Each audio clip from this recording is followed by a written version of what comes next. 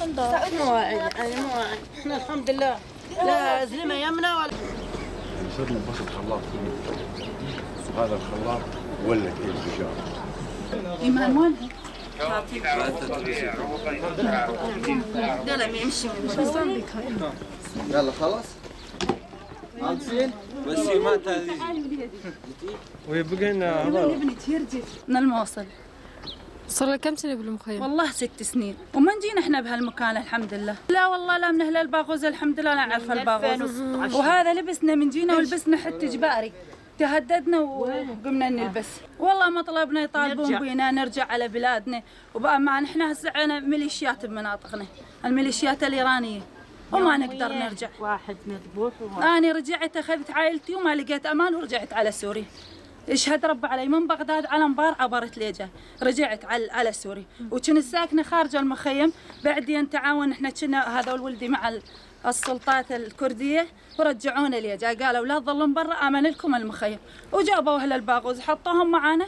صارت هالمشاكل على روسنا. والله مو بس خطر والله مو بس خطر. احنا من اول فال قلنا لهم يابا اعزلوهم من غير مكانات وصرنا احنا هنا يعني فوقانا قاموا يجون يحشكون. هذا كان امن شيء الفيز الاول. كنا عوائل قديمه 7 سنين 6 سنين 5 سنين كنا هذا النقاط ما خلينا حد يجي يسكن معنا. بعدين اجباري جو سكنوهم معنا. تريد ما تريد او نحرق خيمتك او نسكنك قوه بسدك. انا من الناس ذبوا على خيامي نفط عوائل داعش. عوائل داعش وتعرضت 100 مره لتهديد من عندهم. بس شو نريد نسوي؟ اجباري تستر على ولادي وعلى عيالي. هسه عين الا تطلع الشمس هذا بابي افتح على ولادي. نايمين ما تحسين الا ما تعرفين شو يصير برا. يوميه قتل يوميه ما ادري شو. والله مخيم ما ظل بي امان. قمت اخاف على بناتي واولادي. هذا شوفوا هذا يقولون بي تكرم. بطشت فوتته ما اطلع عيالي برا.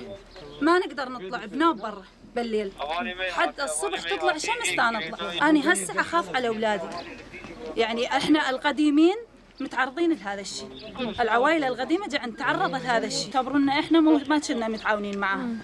إيه يعني إحنا ما صرنا معاهم. يعني يقول لك ليش ما ظليت حاربت معنا؟ ليش نحارب؟ إحنا جينا من وراء الحرب والقصف والظلم والقتل. أنت تجي تأمن على عائلتك تعيش بأمان تعيش أطفالك بأمان أولادك تعيشهم بأمان.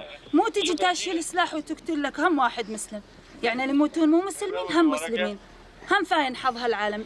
بهذا الشيء نتعاون لأنهم يعني يسوون حملات تفتيش أو لما نشوف دوريا نرتاح بالليل من نسمع صوتها مرة ارتاح. أنا أقول الحمد لله إنكم يعني متعاونين يعني يفترون الناس تشوفهم. أولي كانت أكو رحلات مستمرة بس أنت دائما ماكو أمان بالعراق. أنت تقول أنا خلني بخيمة مرتاحين ما يعني مسوين بحشي. أهم شيء أنك أنت بخيمتك ما دام تمشي بالطريقة الصح ما لهم علاقة بك.